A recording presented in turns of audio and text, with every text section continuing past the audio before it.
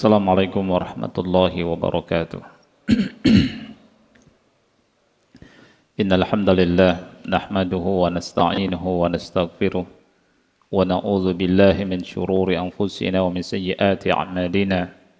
May yahdihillahu fala mudilla lahu wa may yudlil fala hadiya lahu. Ashhadu an la ilaha illallah wahdahu la syarika lah wa ashhadu anna Muhammadan abduhu wa rasuluh. يا أيها الذين آمنوا اتقوا الله حق تقاته ولا تموتن إلا وأنتم مسلمون يا أيها الناس اتقوا ربكم الذي خلقكم من نفس واحدة وخلق منها زوجها وبث منهما رجالا كثيرا ونساء واتقوا الله الذي تساءلون به والأرحام إن الله كان عليكم رقيبا يا أيها الذين آمنوا اتقوا الله وقولوا قولا سديدا يصلح لكم أعمالكم ويغفر لكم ذنوبكم ومن يطع الله ورسوله فقد فاز فوزا عظيما أما بعد فإن أصدق الحديث كتاب الله وخير الهدي هدي محمد صلى الله عليه وعلى آله وسلم وشر الأمور محدثاتها فإن كل محدثة بدعة وكل بدعة ضلالة وكل ضلالة في النار.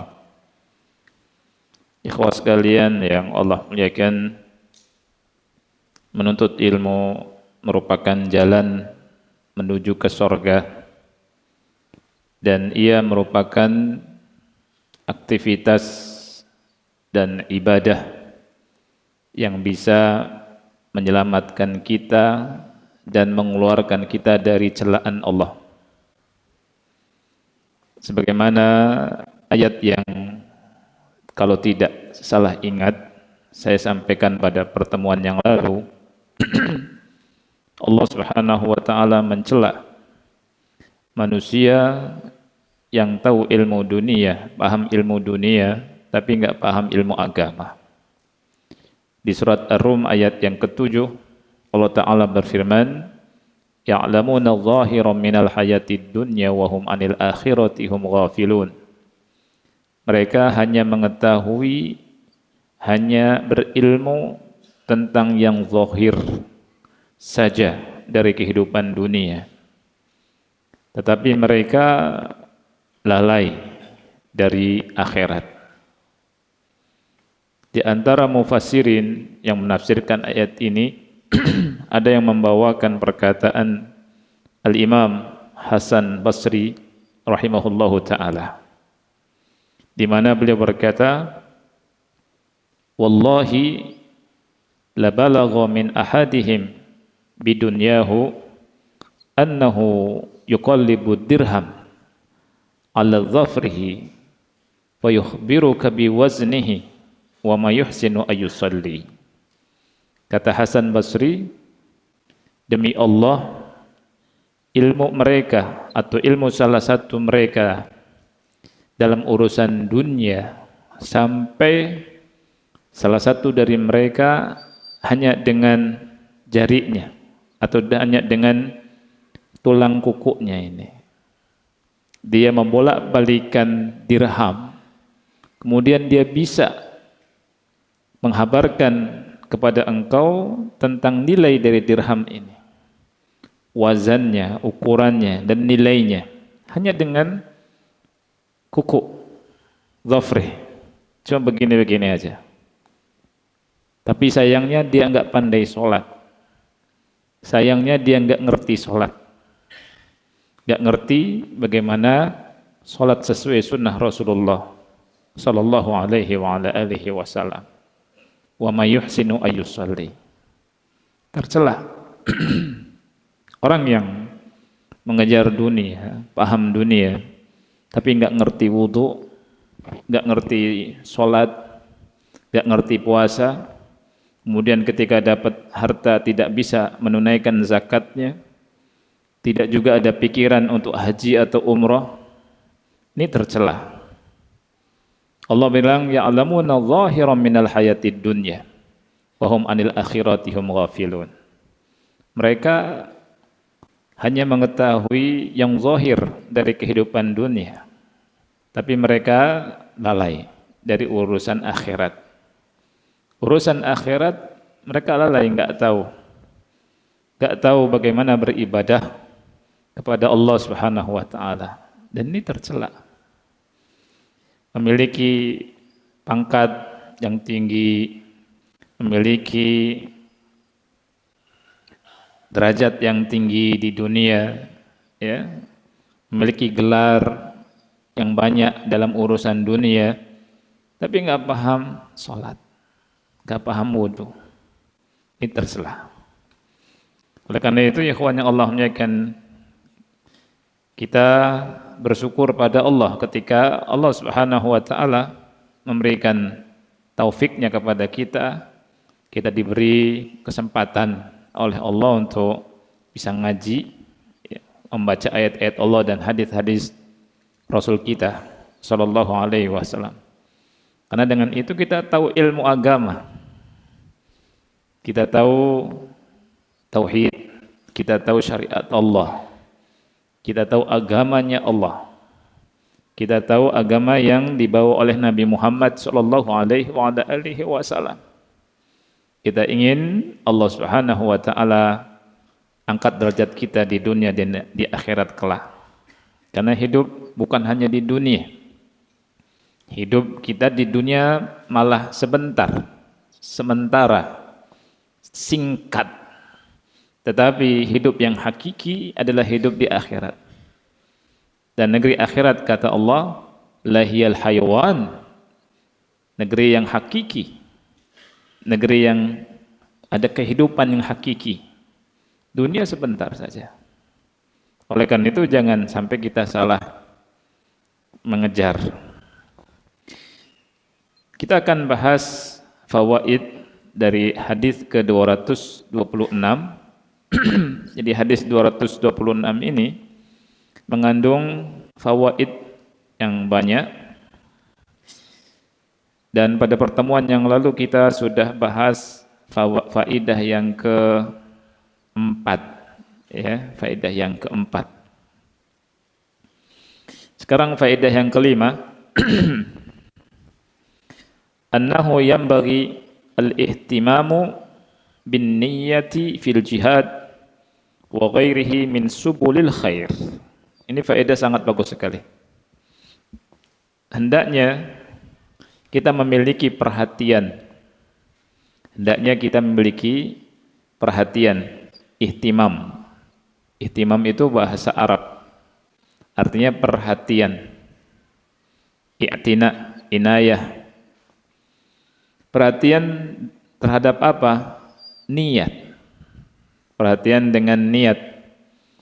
Niat untuk berjihad dan untuk melakukan amal-amal kesolehan yang lain. Dan yang lainnya dari jalan-jalan kebaikan. Ini faedah yang kelima. Di sini Rasulullah SAW menyampaikan pada kita, setelah menguasai dan menaklukkan kota Mekah, kata Rasulullah, hijrata walakin jihadun wa niyyah. Tidak ada hijrah lagi. Karena Mekah sudah menjadi negeri Islam. Tidak ada dari Mekah untuk hijrah ke Madinah. Karena sekali lagi Mekah sudah menjadi negeri Islam. Dan ini isyarat bahwa Mekah tidak akan dikuasai oleh orang kafir. Jadi Mekah ini negeri Islam. Akan tetapi yang ada, kata Rasul SAW, adalah jihad. Jihad akan senantiasa ada. Wan niyah, dan niat. Makanya dari sini kita mendapatkan pelajaran fikih yang besar, yakni kita hendaknya apa? Punya perhatian, niat di hati kita yang tulus, niat jihad. Kapan dibutuhkan kita jihad.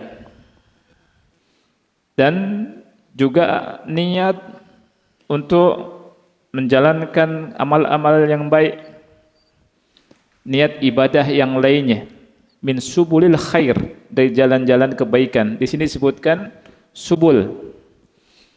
Subul artinya dari jalan-jalan, jalan-jalan kebaikan. Jadi amal-amal soleh. Niat ini penting.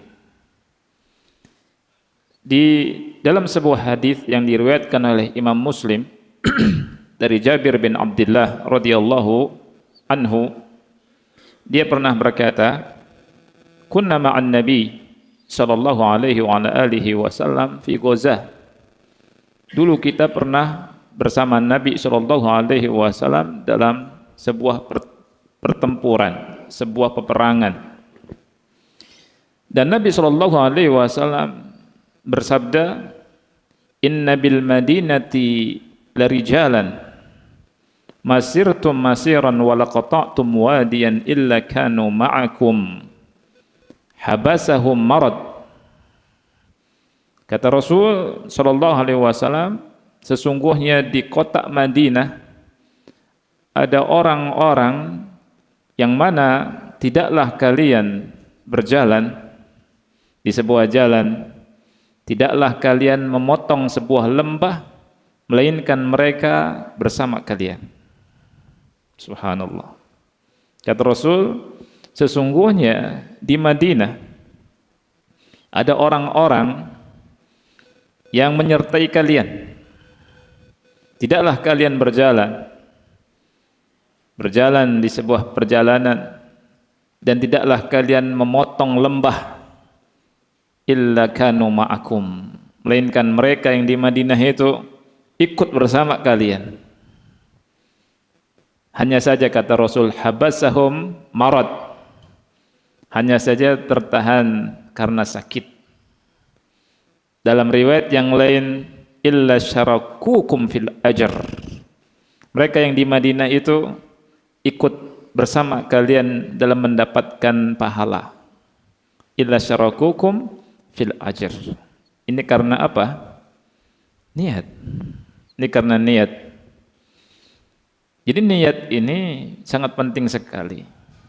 Lihat ikhwah, bagaimana Rasul menghabarkan mereka yang tinggal di Madinah tidak berjihad dengan para sahabat seperti Jabir bin Abdullah dan para sahabat yang lain yang berangkat bersama Rasul sallallahu alaihi wasallam. Ya, mereka mengerahkan segenap kekuatan dan mengeluarkan harta, dan mereka bercapek-capek jalan, dan bisa dibayangkan jalan saat itu. Kemudian mereka bisa juga menghadapi kematian kapanpun. Tapi yang di Madinah, walaupun di kota Madinah tidak bersama mereka, itu mendapatkan pahala yang sama. Illa syarakukum fil ajr, illa kanu ma'akum, kata Rasul. Mereka bersama kalian. Mereka bersama kalian. Karena apa? Niat yang tulus, niat yang ikhlas. Jadi niat yang ikhlas ini penting. Bagi antum yang tidak bisa haji atau belum bisa haji, niat yang tulus dalam hati untuk bisa haji, nah ini bisa dapat pahala besar. Pahalanya besar. Jangan merasa kecil. Allah maha luas rahmatnya, Allah kasih pahala. Sebaliknya, hati-hatilah bagi mereka yang Allah berikan kemudahan untuk ibadah haji, tapi di sana tidak menunaikan ibadah haji dengan semestinya. Berhati-hatilah orang yang Allah Subhanahu wa taala mudahkan untuk umrah, tapi ketika umrah tidak umrah seperti yang dituntut oleh Allah dan yang dicontoh oleh Rasulnya sallallahu alaihi wasallam, malah melakukan maksiat atau suka tantrum. Tahu tantrum? Bahasa sekarang tantrum ya, ngambek. Kalau ada masalah dikit ngambek-ngambek. mobil nggak jalan sebentar aja marah-marah, hotel nggak rapi marah-marah, ya, nunggu di bandara marah-marah. Kapan nggak marah? Kapan nggak ngomel? Ingat, Mekah tidak menjadikan suci yang demikian. Ya, justru orang-orang yang tertahan karena uzur, nggak mampu, karena sakit, dengan niatnya itu bisa menyamai pahala orang yang beraktivitas dan beribadah. Habasahum marad, kata Rasul, karena ada uzur, tapi niatnya bersama mereka, ya. Dan berbahagialah bagi siapapun di antara kita yang mendawamkan suatu ibadah, ketika ada uzur atau sakit tetap mendapatkan pahala seperti dia melakukannya. Dan ini disampaikan oleh Rasul kita sallallahu alaihi wasallam dalam hadis Bukhari. Kata Rasul, "Idza maridal 'abdu aw safar kutiba lahu mithlu ma kana ya'malu muqiman sahihan." Apabila seorang hamba sakit atau melakukan safar, bepergian, maka dicatat baginya pahala amalan yang terbiasa dia lakukan ketika dia mukim dan ketika dia sehat. Subhanallah. Jadi kalau di antara kita biasa melakukan sholat sunnah rawatib di mukim dan di sehat, dia melakukan sunnah rawatib, ya, kemudian sakit, kesusahan melakukan sholat, cuma sholat wajibnya saja, dicatat pahala sholat sunnah rawatib. Ketika safar dan di safar tidak disyariatkan untuk melakukan sholat sunnah rawatib karena Rasul tidak mencontohkan, dicatat mendapatkan nilai sunnah rawatib. Jadi pahalanya besar. Amalan yang terbiasa ini mendatangkan pahala. Dan berbahagialah bagi anak-anak muda yang sejak muda sudah giat dalam acara keagamaan, thalabul ilmi, kemudian mencari aktivitas yang baik, itu dinilai sama Allah Subhanahu wa taala sampai tuanya. Dan mudah-mudahan dapat taufik meninggal di atas Islam dan sunnah. Ya, tidak punya slogan yang dipakai oleh orang yang sesat yang mengatakan muda foya-foya, tua kaya raya, mati masuk surga. Ini slogan orang yang mimpi. Ya. Muda bekerja, ibadah, nanti tuanya bahagia. Ya.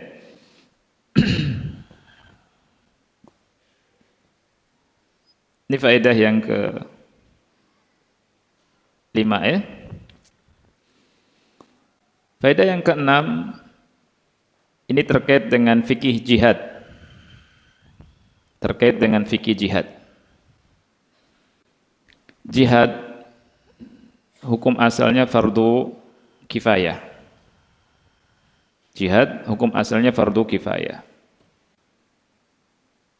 Ia menjadi wajib dengan 4 sebab. Jadi sekali lagi ikhwan, faedah yang ke-6 ini penting sekali. Jihad itu hukum asalnya fardu kifayah. Ada fardu kifayah, ada fardu ain. Apa itu fardu kifayah? Siapa yang bisa menjelaskan? Jika gugur bagi yang lain, sahih. Fardu kifayah, idza qama bihil ba'du saqatal itsmu 'anil baqin. Apabila ada sebagian kaum muslimin yang melakukannya, maka gugur kewajiban bagi yang lain. Tidak berdosa yang lain, tidak melakukan. Contoh fardu kifayah, salat jenazah. Ini fardu kifayah. Ya. Mengurus jenazah ini fardu kifayah. Dakwah, ya, fardu kifayah, tabligh. Kemudian azan, tidak semua orang azan, ada satu orang cukup. Ini fardu apa? Kifayah. Ada fardu ain. Fardu ain apa? Ain itu fardu individu. Setiap kita wajib melakukan. Tidak ada dan tidak boleh digantikan oleh siapapun. Ini namanya fardu ain. Contohnya apa? Salat 5 waktu. Ini fardu ain. Boleh enggak kita enggak salat karena ada yang lain yang salat?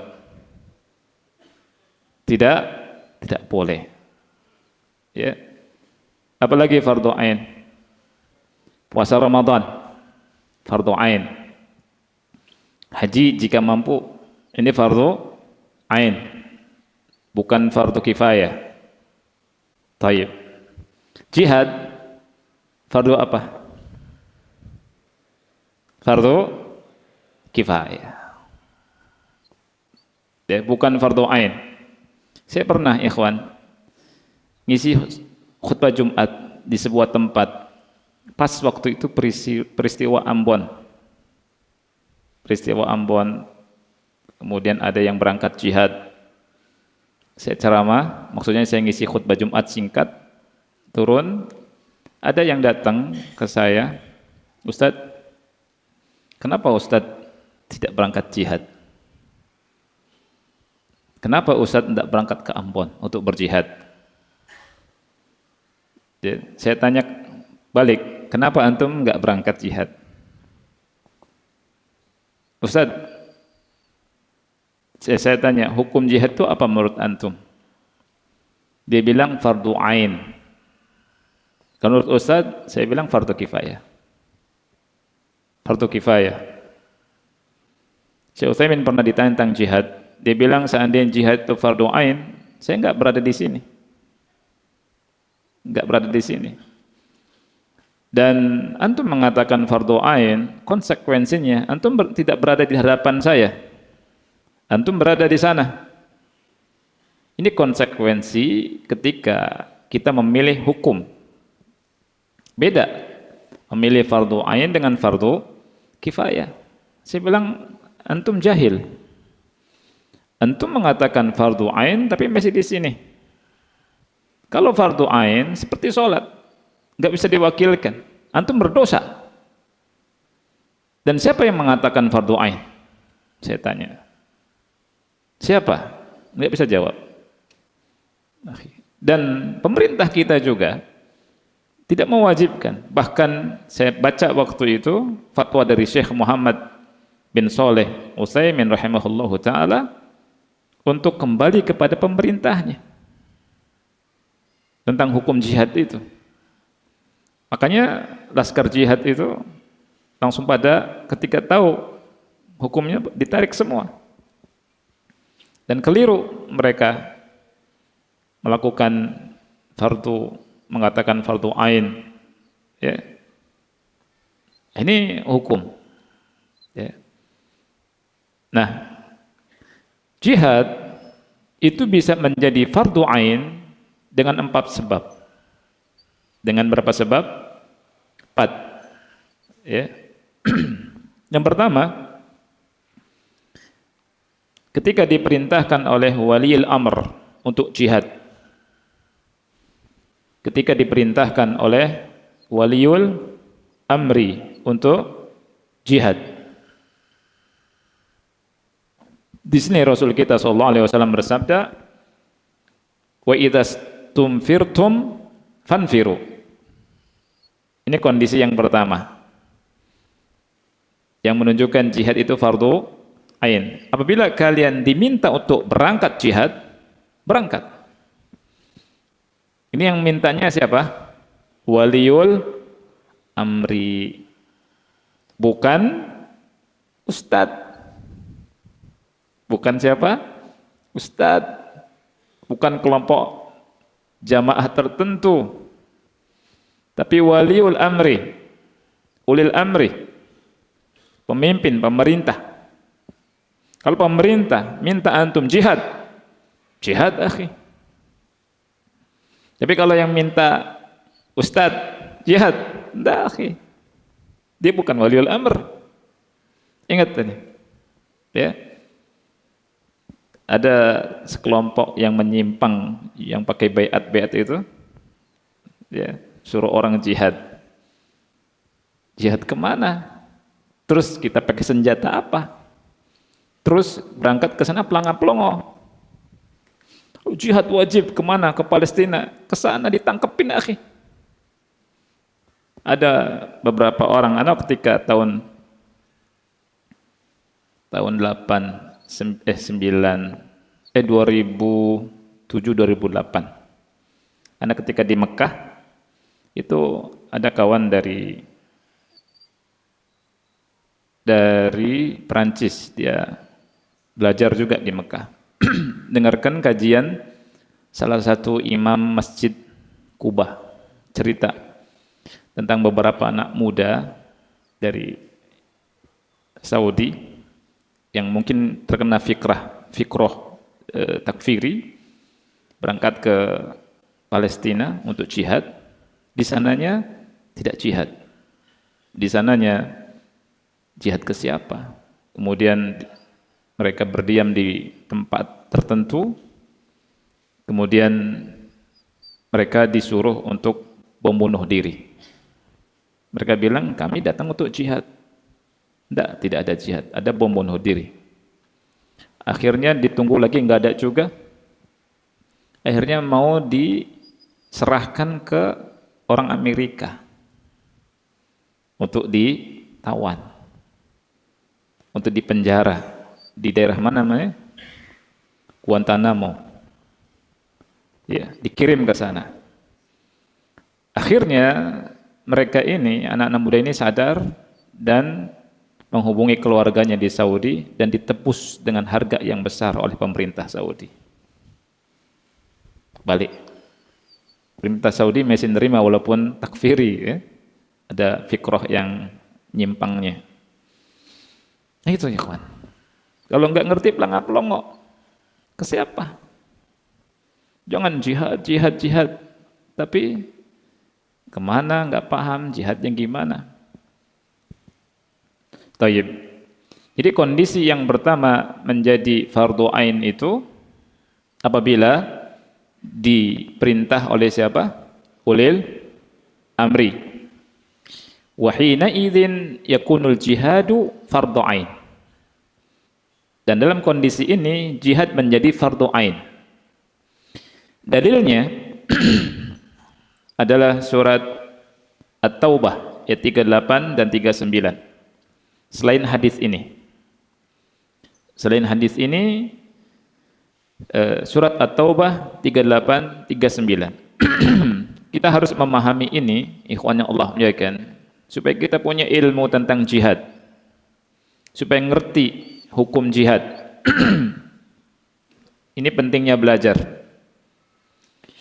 Di surat At-Taubah 38 Allah Ta'ala berfirman, Ya ayyuhalladzina amanu ma lakum idza qila lakum infiru fi sabilillahi tsaqaltum fil ardi. Wahai orang-orang yang beriman, kenapa kalian ini apabila dikatakan kepada kalian berjihadlah di jalan Allah, kalian merasa berat, cenderung kepada dunia. Araditum bil hayatid dunya minal akhirah? Apakah kalian hanya ridha dengan kehidupan dunia daripada akhirat? Fama mata'ul hayatid dunya fil akhirati illa qalil. Tidaklah kesenangan dunia, kehidupan dunia jika dibandingkan dengan akhirat melainkan hanya sedikit sekali. Illa tanfiru yu'adzibkum azaban alima. Kalau kalian tidak berangkat jihad, Allah akan azab kalian dengan azab yang pedih. Wa yastabdil qauman ghairakum wa la tadurruhu syai'a. Dan Allah akan mengubah atau mengganti kalian dengan kaum selain kalian, dan kalian tidak bisa memudaratkan Allah sedikit pun. Ancamannya itu. Jadi ini kondisi yang pertama di mana jihad menjadi fardu ain. Al-mawdi'us tsani, kondisi yang kedua, idza hasara baldatan al-adu, apabila negeri kita dikepung oleh musuh. Apabila negeri kita dikepung oleh musuh, kampung kita dikepung oleh musuh, kota kita dikepung oleh musuh.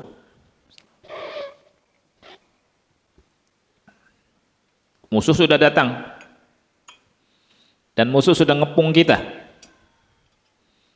Nah, di sini maka menjadi fardu ain bagi siapa atau setiap kita wajib berperang dengan senjata seadanya, mati di jalan Allah Subhanahu wa taala. Jadi ketika kampung kita, negeri kita dikepung oleh musuh, fardu ain. Jihad di situ. Bahkan Syekh Utsaimin berkata di sini, wa wajaba ala kulli ahad an yuqatil. Wajib bagi siapapun untuk berjihad. Hatta 'alan nisa, sampai untuk para wanita. Wasyuyukh al-qadirina fi hadhil hal. Bahkan orang-orang tua yang masih mampu dalam kondisi ini. Lianna hadza qital difa'. Alasannya karena ini qital difa', peperangan difa'. Tahu difa'? Qital itu ada dua, ada difa', ada tolab. Jihad difa', jihad tolab. Jihad difa' ini jihad defensif. Iya, mempertahankan diri. Kalau jihad tolab, ofensif. Kita keluar, kita berperang di luar. Ya. Nah, ketika dalam rangka mempertahankan diri, semua wajib. Bahkan kata Syekh Utsaimin, hatta wanitanya. Dan haram bagi kita untuk lari. Haram. Dosa besar. Ya. Ini kondisi yang kedua.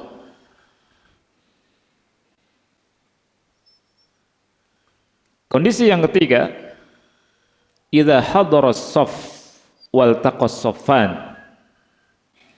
Ketika salah satu kita sudah menghadiri soft perang, soft peperangan, kita sudah berada di soft, sudah berhadapan-hadapan dengan musuh. Iltaqas saffan, dua soft sudah berhadapan. Sofful kufar wa sofful muslimin, softnya orang kafir dan softnya orang Islam. Kita ada di soft situ. Haram kita lari. Ancamannya dosa besar, neraka. Ya. Di situ kata Syekh Utsaimin, sorul jihad hina idin fardhu ain. Jihad dalam kondisi ini fardhu ain. Wala yajuz li ahadin an yansorif. Enggak boleh bagi siapapun lari ke belakang. Dalilnya surat Al-Anfal ayat 15 sampai 16. Ayat 15 sampai 16.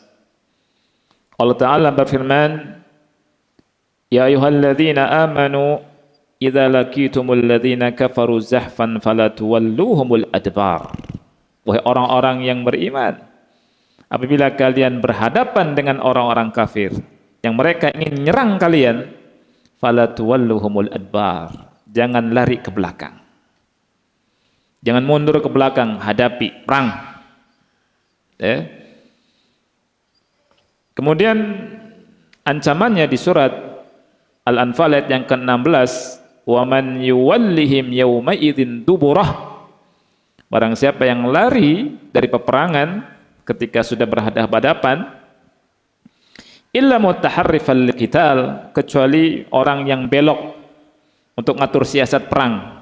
Jadi mundur, ya, mundur sebentar ya untuk ngatur siasat perang. Misalkan antum melihat ini kalau langsung berhadapan bahaya, kalah. Ya. Antum mundur sebentar, belok, siasat, serang lagi. Ini kata Allah yang bilang, illa mutaharrifan liqital au mutahayyizan ila fi'ah, atau karena ingin bergabung dengan pasukan yang lain. Bukan karena lari. Kita bergabung dengan pasukan yang lain.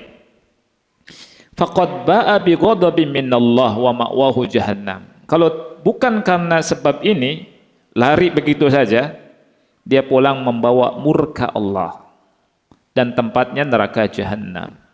Wa bi'sal masir, dan jahanam itu seburuk-buruk tempat kembali. Jadi ini yang ketiga ya. Kondisi yang ketiga ini sudah wajib fardu ain. Jadi nggak boleh kita lari. Sudah di soft perang. Dan alangkah baiknya ikhwan yang Allah muliakan kalau antum dan kita semua belajar ghazawat, belajar peperangan Rasul dan para sahabat. Ya. Itu kaum salaf itu mempelajari peperangan dan mereka mengajarkan ke anak-anak mereka seperti mengajarkan ayat-ayat Allah. Mengajarkan Quran. Diajarkan.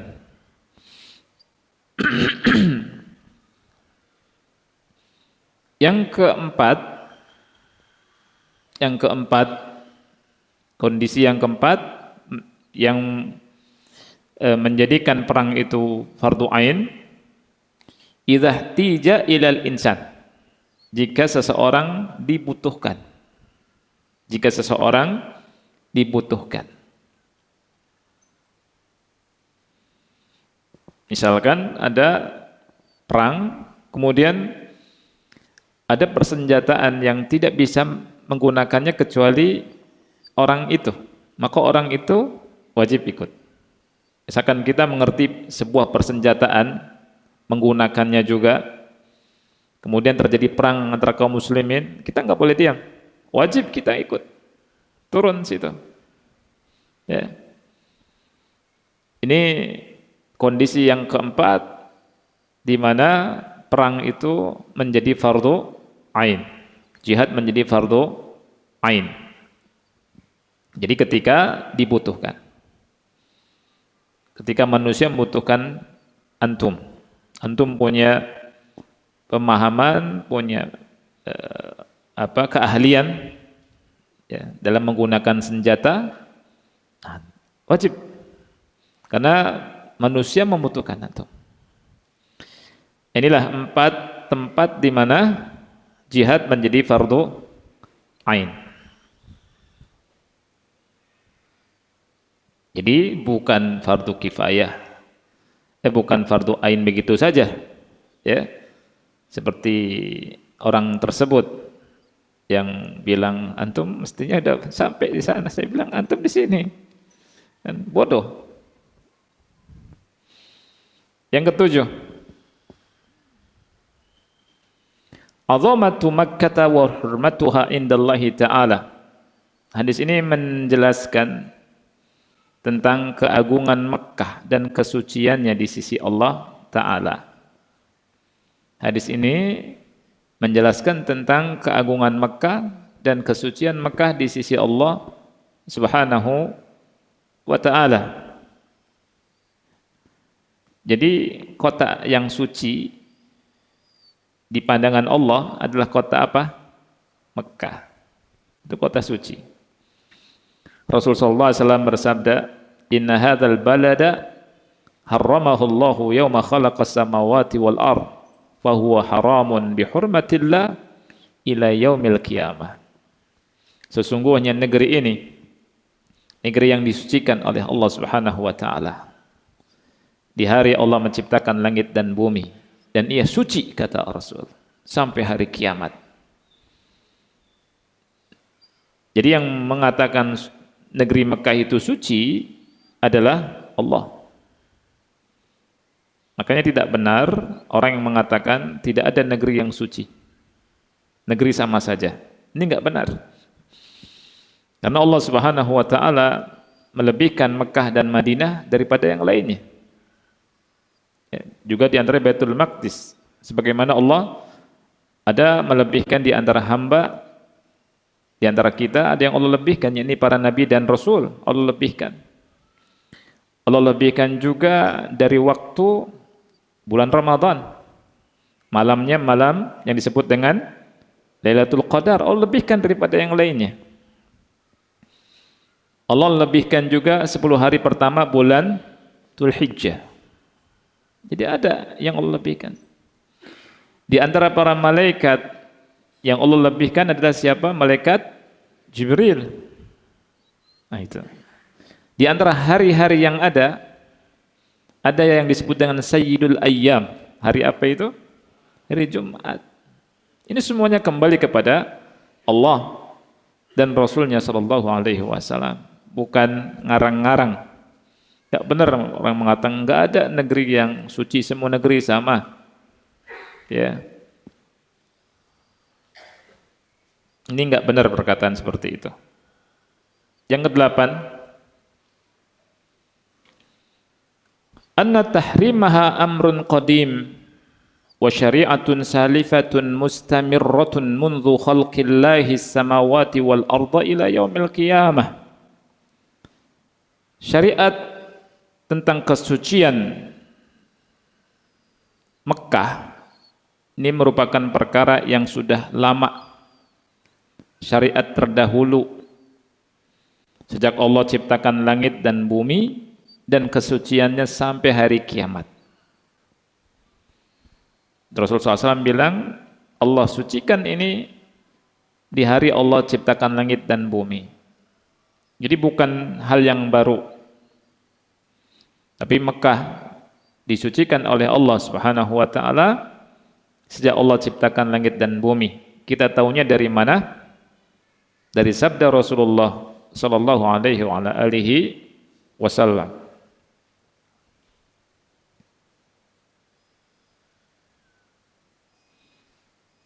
Yang kesembilan, azan dulu ya. Sudah azan. Insyaallah setelah azan kita lanjutkan. Wassalamualaikum Muhammad wa ala alihi wa sahbihi wa barak wassalam. Wassalamualaikum warahmatullahi wabarakatuh. Alhamdulillah wassalatu wassalamu ala Rasulillah wa ala alihi wa ashabihi wa man wala wa la haula wa la quwata illa billahi amma ba'd. Sekarang masuk ke faedah yang ke-9 ya. Anna at-tahrima wa at-tahlil la yu'lamani illa bisyar'i.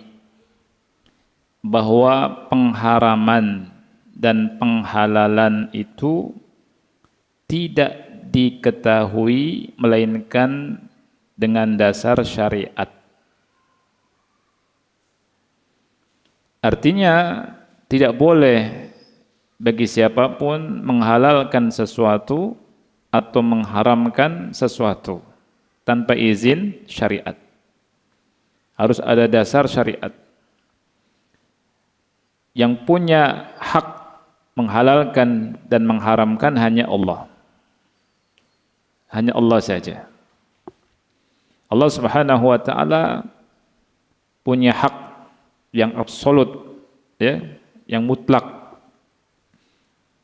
Kalau manusia enggak boleh. Nabi SAW pun itu atas perintah dari siapa? Allah, ya, bukan dari sendiri beliau. Allah memberikan wahyu kepada Nabi Muhammad SAW. Makanya haram bagi kita mengharamkan sesuatu atau menghalalkan sesuatu. Dosanya besar. Berikutnya yang terkait dengan Mekah. Pembahasan ini penting karena apa? Karena sebagian kita kadang umrah, kadang haji, jadi harus tahu hak Mekah. Nah, Anda pilih karena waktunya tidak cukup. Tahrimu qat'i syajari Makkah. Haramnya memotong, menebang mencabut pepohonan Mekah. Yang dimaksud yang ada di sekitar tanah haram. Ya, adapun di luar tanah haram boleh. Jadi yang di sekitar tanah haram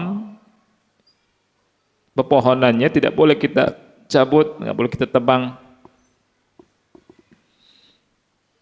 Walaupun kata ulama wa in kana mu'dhiyan, walaupun menyakitkan kadang pohon itu. Ya, karena berduri. Lihat sampai pohon berdurinya itu nggak boleh dicabut. Wa in kana mu'dhiyan kasyauk. Ini saking perhatiannya Allah dan Rasul kita kepada kesucian kota Mekah ini. Berikutnya, tidak boleh juga mengusir buruan atau hewan-hewan buruan yang ada di Mekah untuk keluar, kemudian kita buru, itu nggak boleh. Makanya kita nggak boleh pengangguran, ya, ikhwannya. Kalau ada di Mekah itu ada burung-burung yang lucu-lucu itu, burung dara itu, kita lari ngejar, ya kan? Biarin aja biar mereka makan. Ya. Atau kita kalau misalkan punya berapa real, kasih ke burung-burung tersebut, main-main sama anak-anak, sama istri, ya kan? Seneng nggak? Kasih makan burung.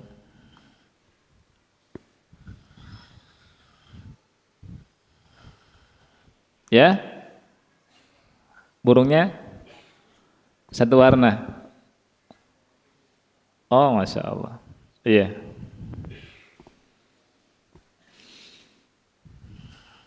Jadi jangan pengangguran, jangan dilempar pakai batu, kabur. Karena ini orang nggak ngerti. Makanya sebelum ke Mekah itu kita belajar dulu hukum-hukumnya, ya. Berikutnya yang diharamkan adalah haram mengambil barang luqotoh, barang temuan, barang yang tercecer, barang yang tertinggal dari saudara kita, haram kita ambil kecuali bagi yang ingin mengumumkannya. Apa keistimewaannya dan kekhususannya dan perbedaannya dengan luqotoh selain di tanah haram? Perbedaannya, kalau luqotoh di tanah haram tidak boleh kita miliki selamanya. Ya, tidak boleh kita ambil. Sudah kita umumkan, nggak ada yang ngaku nih, udah setahun kita miliki. Ini nggak boleh.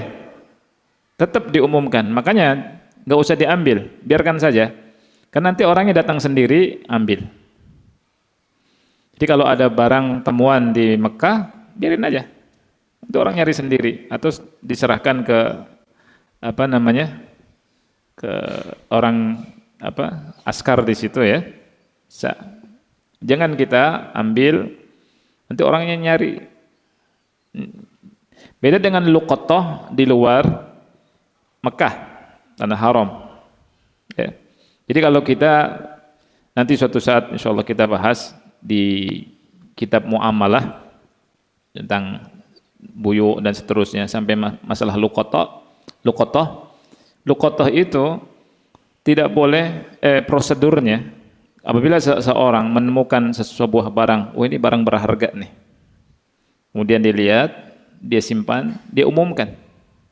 Pertama dia cari siapa yang punya, kemudian dia umumkan, ya. Ditunggu sampai setahun. Habis itu datang, serahkan ke orang itu yang punya. Kalau misalkan tidak ada yang datang, tidak ada yang mengakuinya, maka boleh diambil dan digunakan. Bisa juga untuk kepentingan umum juga. Itu lebih baik. Adapun luqotoh Mekah nggak boleh. Luqotoh Mekah ini punya kekhususan. La yamliku ahlul multaqid mahma tola zamanu ta'rifihi laha. Tidak menjadi milik orang yang menemukannya walaupun masa untuk mengumumkannya itu lama sekali.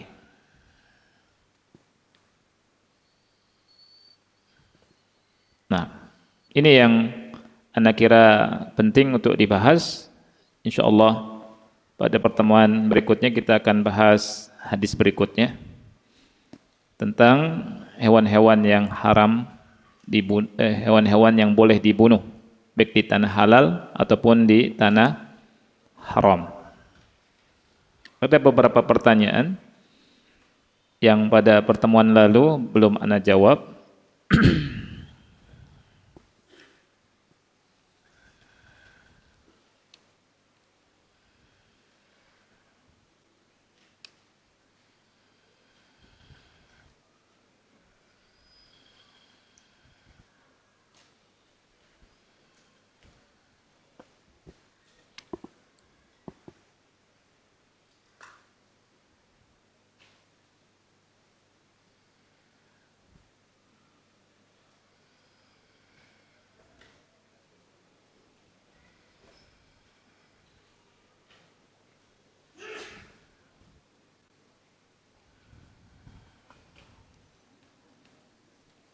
Taib. Ada pertanyaan? Assalamualaikum Ustadz. Waalaikumsalam. Terima kasih atas ilmu yang disampaikan. Saya ingin bertanya, apakah domir hu dapat kemasukan huruf jar sebelumnya dan harokatnya menjadi kasroh? Karena saya dapati dalam Al-Quran minhu ya, dengan domah di surat Al-Jumu'ah ayat 8, kemudian fihi dengan kasrah di surat Al-Baqarah. Apakah ilaihi berasal dari huruf ila dan domir hu? Begitu juga alaihi. Jazakumullah khairan. Iya. Ini pembahasan tentang bahasa ya. Tapi nggak apa-apa Anda jawab. Domir hu ya. Ini singkatan dari huwa. Dan hu ini biasanya domir muttasil, domir yang menyambung dengan lafadz yang lain. Domir yang nyambung dengan apa? Lafadz yang lain. Dan domir dalam bahasa Arab itu banyak. Ada berapa domir dalam bahasa Arab? Siapa yang tahu? Kata ganti dalam bahasa Arab. Yang bisa jawab boleh pulang. Ya, ada 12 atau 14. Boleh antum mengatakan 12, boleh mengatakan 14. Lihat, huwa, huma, hum, hiya, huma, hunna. Berapa tuh? 6. Anta, antum, ma, antum, anti, antum, ma, antuna. Berapa? 12. Ana, nahnu. Jadi berapa? 14. Itu domir. Itu pronoun. Dalam bahasa Inggris cuma 7 pronoun itu. Ya. Apa saja? Dewi Ayu, ada Dewi Ayu. Sama she, he, it. Iya kan? Iya, cuma 7 doang. You, jadi kalau antum belajar bahasa Arab, antum belajar bahasa yang sangat kaya. Subhanallah. Anta, domir mukhatab, namanya orang kedua, itu 6. Anta, antuma, antum. Anti, antuma, antunna. Ana, nahnu.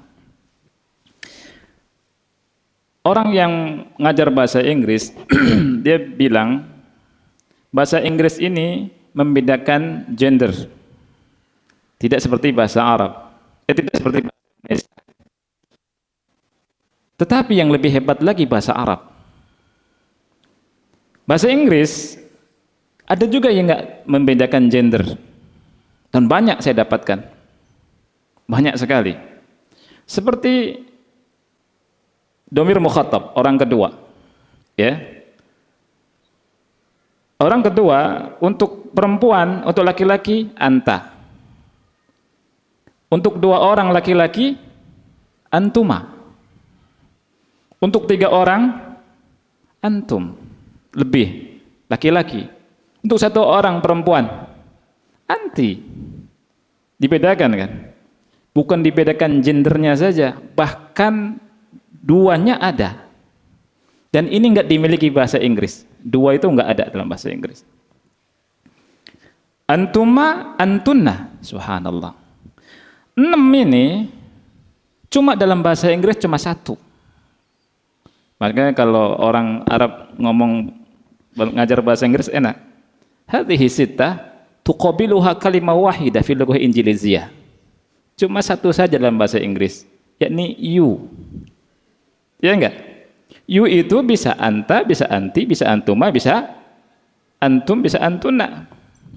Kalau misalkan antum bilang kamu berenang, kamu berenang, kamu berenang.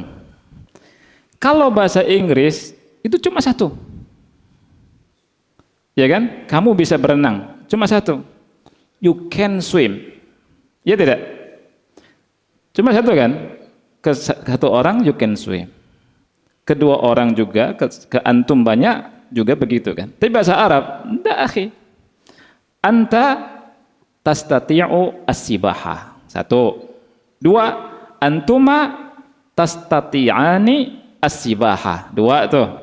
3. Antum tastati'una as-sibaha. Anti tastati'ina as-sibaha. Antuma tastati'ani as-sibaha. Antunna tastati'na as-sibaha. Ini cuma 1 dalam bahasa Inggris. You can swim. Selesai deh. Ya kan? Nah, juga domir hu, ya, itu punya banyak sekali, masya Allah, urusannya. Maka ketika belajar bahasa Arab itu harus konsen ya. Nah, kita kembali ke hu. Ini Anda bicara masalah ini karena senang kita ngomong bahasa, ya. Domir hu asalnya huwa. Itu bisa dhammah hu, bisa kasroh hi. Dalam bahasa yang lain ada enggak tuh? Ada kasroh dhammah? Enggak ada. Ya kan? Hu ketika sebelumnya huruf yang diharokati dengan dhammah. Seperti rasuluhu. Atau sebelumnya huruf sukun sebelumnya dhammah. A'anuhu, hu jadi gitu. Tapi kalau hu sebelumnya huruf yang kasroh, maka kasroh hu-nya. Contohnya fihi. Barakallahu fihi. Bukan barakallahu fihu, bukan. Karena sebelumnya kasroh. Atau yang sebelumnya ya sukun. Contohnya ilaihi, alaihi. Bukan hu, kecuali yang ada di Quran. Yang dikecualikan sama Allah, alaihullah, di salah satu ayat dalam Al-Quran, itu lain. Makanya kalau Quran itu butuh talaki. Belajar Quran butuh apa? Talaki. Itu ada di salah satu ayat di surat Al-Quran. Bukan alaihi, tapi alaihullah. Nah, jadi mudah-mudahan bisa dipahami.